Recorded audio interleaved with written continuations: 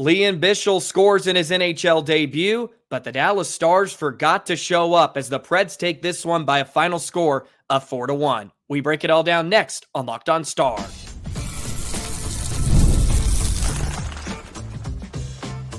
You're Locked On Stars, your daily podcast on the Dallas Stars, part of the Locked On Podcast Network, your team every day.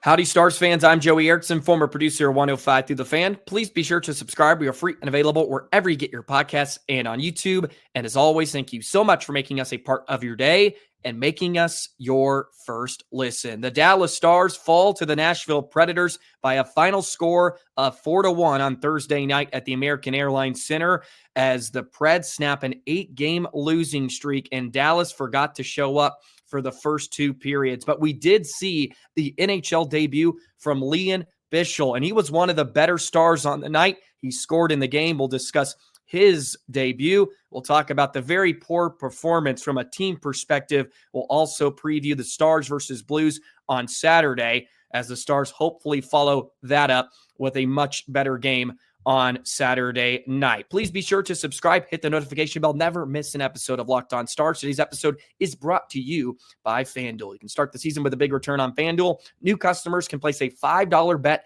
and you'll get started with $150 in bonus bets if you win your first $5 bet. Visit FanDuel.com to get started. The big Swiss defenseman Lian Bichsel was recalled from the Texas Stars Thursday morning, and he made his NHL debut here this evening against the Nashville Predators. And I thought, all things considered, it was a really, really, really good debut from Bichsel. I think we saw everything you wanted to see out of the big 6'6" D-man. He played a total of 13 and a half minutes on the night. I thought he was a step behind in his first few shifts. He took a penalty, 15 seconds into his first NHL shift, but I thought it was a little soft. He brought physicality. He played within himself, which was my main takeaway from his debut. Played really, really within himself, was not trying to do too much. The game didn't look too big for him. The moment didn't look too big for him. He cashes in with the only goal from a Stars perspective, a beautiful wrist shot to be on and in on the blocker's side. And I thought he was one of the better Stars in the entire game. Not just a good debut, but a good performance from a Stars perspective in general that had a lot of passengers on the night. He is a massive human being. He moves really, really well for how big he is. He closed on plays nicely. Of course, we know about the physicality. He's not afraid to put his body in the way and box out forecheckers. I thought his board play was very decent as well. As I mentioned, his first two shifts, I thought the game was moving a bit fast for him in some perspectives, but I thought he was really strong in his assignments. And yeah, he took a penalty on his first shift, but I think that's exactly what you want out of Bichsel. He's going to take some penalties. He's a big, broad human. He's going to be physical, and he's going to get his stick in the way. And you're going to have to earn a goal against Lian Bichsel, especially if you're going to go to the puddle. You're going to have to earn it. And I thought it was an overwhelming A+ from a Bichsel perspective. The team is another another story. He graded out as the best Star, 2.11 game score via Hockey Stat Cards. I thought it was just a really, really solid debut and everything you wanted to see out of the Stars defenseman. And if you remember the offseason discussions we were having, I said it ad nauseum. I think the best thing for the Stars is Lian Bichsel's ready to go December or January. And ladies and gentlemen, Stars fans, I think he can stay. I think he's good. I think he can stay and let him marinate a bit longer and give him a chance to play, at least during this homestand, where you can sort of control the environment to some degree. He can get into a habit of playing at home let him stick around for a few weeks, and they paired him with Lyubushkin. And I thought it was just a really, really strong night for him. And it was such a great moment to see him score his first goal on home ice. And the Stars fans lived up to the moment. Granted, they had nothing to be excited about in the first 40 minutes of play, and we'll get to that in a bit. But a standing ovation at the AAC to give him a warm welcome. Sam Steele and Ben pick up the helpers on the goal. But a lot of fun to watch him play. He moves so well. And, for a man of his size, a player of his size, his ability to be as fleet-footed as he is and quick and aware of where he is on the sheet at all times. And I thought he just closed on plays quickly. And even if he's giving up some foot speed to some forwards on the forecheck, he just uses his body well. And, all he needs to do is get a piece of you and bump you off the puck. The second period, I think it was McCarron. I could be wrong on that, but he was holding the puck on his backhand, just shielding away with one hand, curls around the net, shrugging off a Predator, and he's able to move it up the wall, and the Stars clear. Like, that is the type of play that the Stars need more consistent. They need that type of defenseman that can just work off contact because he's quick enough and he has the skills to do so. Whereas Matt Dumba, yes, he's physical and he brings an edge, but he's just a step behind. And I thought Bichsel, for the most part, was on his toes, and it was impressive. It was impressive for a night where Dallas really stunk. They were crap, to put it lightly. They weren't good at all. It was a really, really poor effort. You expected Dallas to be a bit rusty after 3 days off, but to not even show up in the first two periods was abysmal. And you're going to have some stinkers. And you knew Nashville was going to be aggressive and desperate in the game. They had lost 8 straight games, their last place in the NHL, with players like Forsberg and O'Reilly.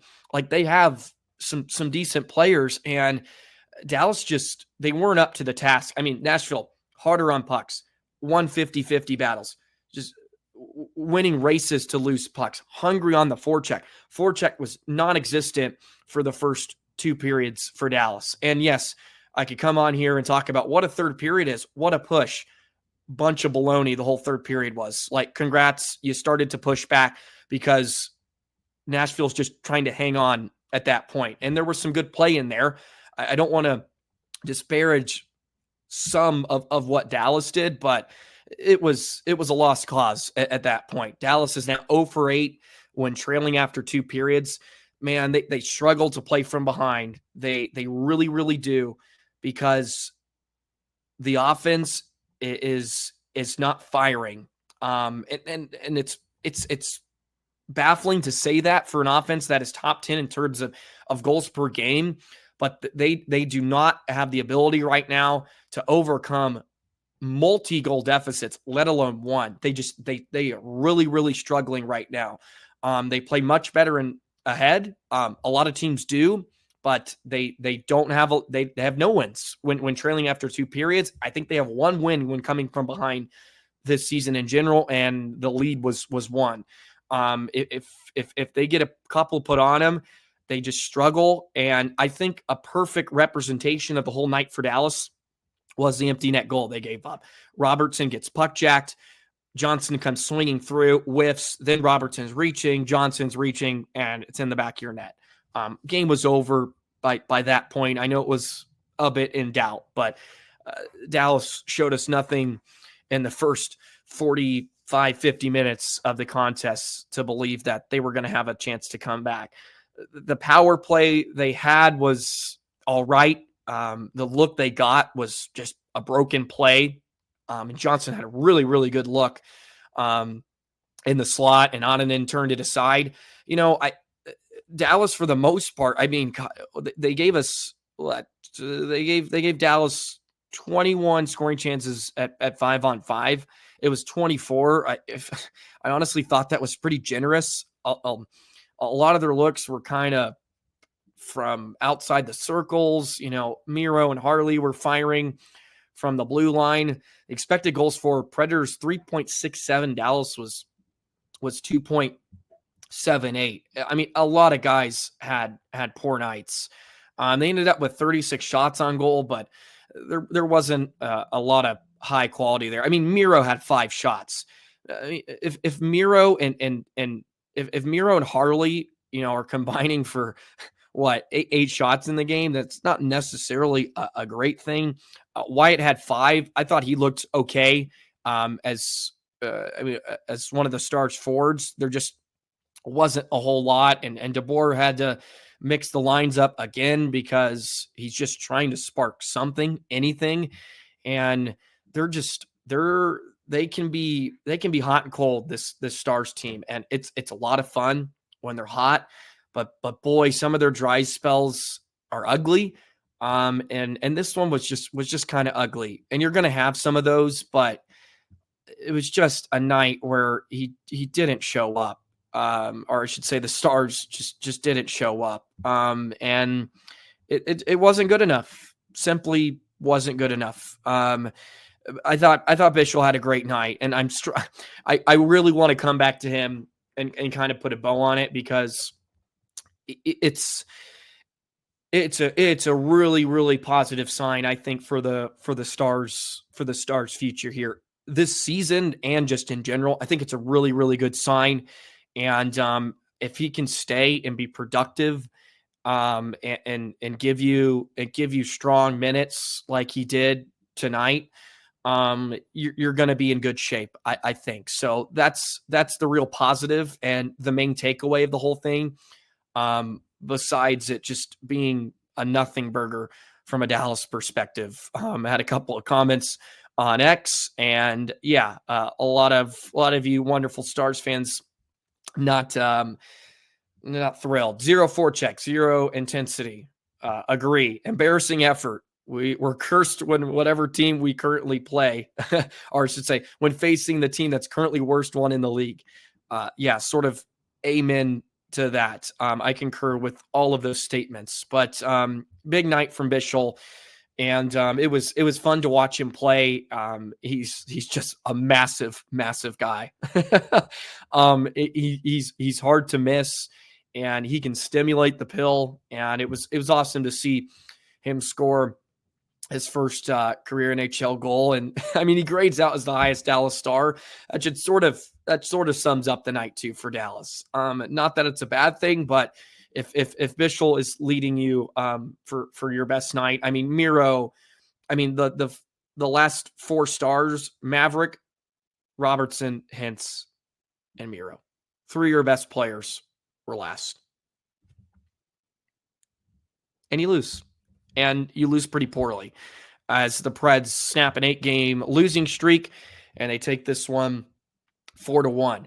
Fortunately, the Stars have a chance to get it back on a Saturday against the St. Louis Blues. We'll discuss the Blues. It will be the first matchup of the season between these two sides, and Stars could run into some familiar faces, such as Ryan Suter and Radek Faksa if he returns from injury. We'll get into the Blues in just a moment.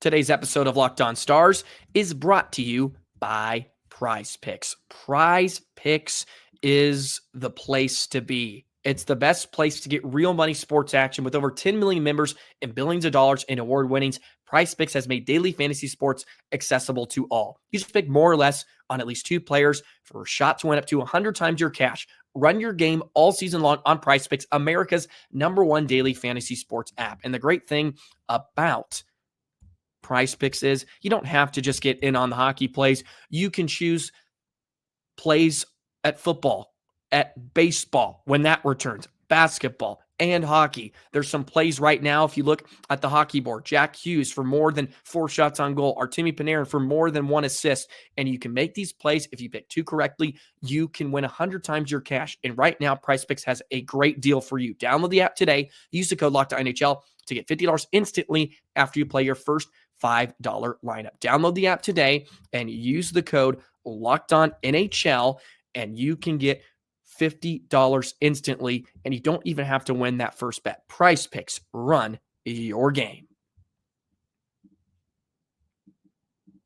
Today's episode of Locked On Stars is also brought to you by FanDuel. FanDuel, get ready to tackle the NFL action with America's #1 sportsbook, FanDuel, because right now new customers can place a $5 bet and get $150 in bonus bets if you win. The great thing about the FanDuel Sportsbook app is it gives you everything you need to place live bets on the NFL all in one place. So when you get that hunch in the middle of the game while you're watching the Dallas Cowboys more than likely stink it up, you can check out the latest stats. You can view live play-by-play, so much more on the same place where you place your bets. Just visit FanDuel.com to join today. You'll get started with $150 in bonus bets if you win that first $5 bet. Download it. It's on your smartphone. It takes 30 seconds. That's FanDuel.com. Never waste a hunch. Make every moment more with FanDuel, America's #1 sportsbook.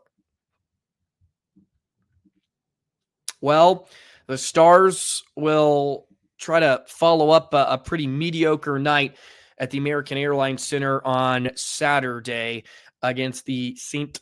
Louis Blues. It was the second loss for Dallas on home ice at the American Airlines Center this season, and their two losses have come to the Ducks and now the Preds, who were pretty much at an all-time low coming into this one. But credit to Nashville. They deserved it. They were certainly the much better team from the hop, and they got the win. They certainly deserved it. St. Louis now, as we switch gears here, 14-13-2. They're on the outside looking into playoff spot, 5th in the Central Division. They lost here on Thursday to the Sharks 4-3. And they have some young talent that are a lot of fun to watch. I have a couple of them on my fantasy team, so I'm well aware of some of the scoring outputs. Jordan Kyrou and Robert Thomas are a lot of fun. Kyrou is lighting it up. He's got 10 goals this season. He's got 11 now after this past night. Robert Thomas has had a great start to his season. He was hurt, but he's got 19 points in 17 games. So, and you got Buchnevich, and you got some big bodies on the back end like Parayko, Broberg, Ryan Suter's there, and Radek Faksa. So it's a pretty veteran-led team. And you know, the Blues sort of always have the moniker. They don't really go away, and they're kind of sniffing around. And we know Bennington, who's having a pretty subpar year, .897 save percentage and a 2.93 goals against average, has an .810 and 2 record. Thomas and Kyrou have sort of been lighting it up recently, and they're 6-4-1 here in their last 10. I just look, I could almost say this every night, and I sort of have with the previews. Like, it's a good test for Dallas again, because we really don't know what we're going to get out of Dallas on any given night. And last season, and I've made the statement, I don't think the Stars are better than they were a year ago. I don't see it right now with the eye test. And the concerning part is, for me, you just don't know what you're getting with Dallas every night at this point. And I felt like last year, like night in and night out, it felt like Dallas was going to be a tough team to beat, and they're not proving that in my eyes this season at all. They just don't look like a very tough team to play. And you know, we can all sit here and say, well, hopefully it'll change when the postseason starts or when they get there. But you know, they lost to Carolina a few weeks ago. They had a massive lead. LA, where they had a lead, and now they drop the last few here, or at least the last one. I know they beat the Flames, but now they're 9 points behind Winnipeg, and they're 8 points behind Minnesota. And yes, who cares about, I guess, their positioning? But it's not like they're they're a point out of being not in the playoff picture, right? It's not like they're just fully in and they can just rest on their laurels and coast the rest of the way. But that's not the case. I mean, Colorado now has 34 points. The next closest Central team is St. Louis. So, like, they may not get caught by some of those teams, but like it's a very real possibility here. Next week, the Stars are not in a playoff spot if they continue to play the way they have. And look, like, yes, the Stars have talent, and I love what they have up front. And I think their ceiling is a lot higher than what it is right now. But I mean, we're almost halfway through the year. Like, at some point, you are what you are. And I think this is sort of what Dallas is right now. And it's not good enough to win a Stanley Cup. I'll say that. It's not good enough. And now you got a St. Louis team coming off a loss, gonna be hungry. If you look at some of the head-to-head numbers, power play, very similar, both at 17%. Penalty kills down at 77. That's 21st in the league for St. Louis. They're 25th in goals for, 2.62, and they're 19th in goals against at 3.10. And that means absolutely zilch, because I feel like I say that in every preview we do, and it just depends on what Stars team is going to show up. Fortunately, they're pretty great at responding off really, really bad games. So my hopes are a bit higher here on a Saturday night at the American Airlines Center, where they've been pretty unbeatable all season long. So it's, I hate to say this almost so early in the season. It feels like a must win. It feels like the next few, they just need to win some of these and get on a run. And they've had spurts where they win 2 or 3 in a row. And it's one step forward and 2 steps back with the Dallas Stars this season. And it can be infuriating to watch. And you look at a game like last night against Nashville, where, yes, Stars gave up 4, but they had to take 2 off the board because of an offside and a goaltender interference goal. So, like, let's just say those didn't happen, and you gave up 6. Like, if 6-1 and 4-1 feel like massive, like it's a large difference. If it's 6-1, we're probably having a bit of a different conversation. 4-1 is just okay. Yeah, you kind of lost the ball here, but 6-1, it's like that was honestly atrocious. It was so bad. And I think the comment from earlier really summed it up. 0 intensity at all. And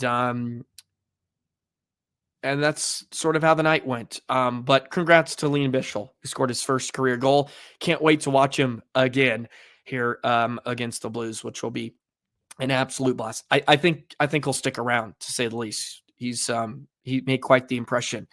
Let's play Shooting Star, as we do, to send you home and send you into the weekend here on a Friday episode of Locked On Stars. We'll do that in just a moment. Today's episode of Locked On Stars is brought to you by Indeed. If you need to hire, you need Indeed. We're driven by the search for better, but when it comes to hiring, the best way to search for a candidate isn't to search at all. Don't search, match with Indeed. If you need to hire, you need Indeed. It's the matching and hiring platform with over 350 million global monthly visitors, according to Indeed data, and a matching engine that helps you find quality candidates fast. You don't have all this time to search through all the thousands of applicants. Ditch the busy work. Use Indeed for scheduling, screening, and messaging so you can connect with candidates faster, and they only give you candidates that match your job requirements. More than 3.5 million businesses worldwide have Indeed. Join Indeed, hire great talent fast. And listeners of this show will get a $75 sponsored job credit to get your jobs more visibility at Indeed.com/lockedon. Just go to Indeed.com/lockedon right now. Support our show by saying you heard about Indeed on this podcast. Indeed.com/lockedon. Terms and conditions apply. Need to hire? You need Indeed. All righty, Shooting Star here on a Friday edition of Locked On Stars. I have not checked the fan vote for Shooting Star yesterday. Wow, Bichsel, 50% for Shooting Star. What a hit from the fans. That was an absolute nail on the head.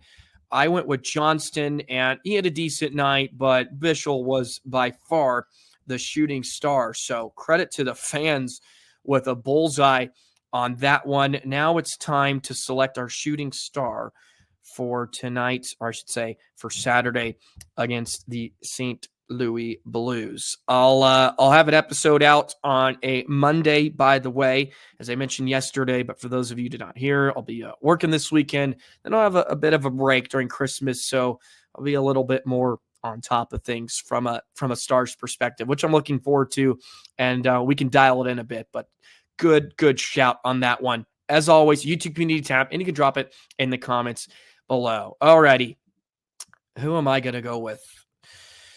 Oh, it's hard. I've had a rough year in terms of the shooting star. I'm gonna go with Stanky. Yeah, give me Stankoven. I thought he had some fight in that third period against Nashville. I'm gonna go with Logan, who needs to sort of get himself back into the Calder Trophy race. So I'm going to go with Logan Stankoven tonight for my shooting star. Let me know yours in the comments and vote, as always, on the YouTube community tab. That will wrap up a Friday edition of Locked On Stars. Happy holidays, Stars fans. I hope the Stars give us some better games here to enjoy over the Christmas break, and hopefully that starts on a Saturday. I'll be back on a Monday. Enjoy the weekend. Enjoy, hopefully, a Stars win on a Saturday, and we'll be back up and running next week. We'll see you later. Stay beautiful, stay frosty, and so long, Stars fans.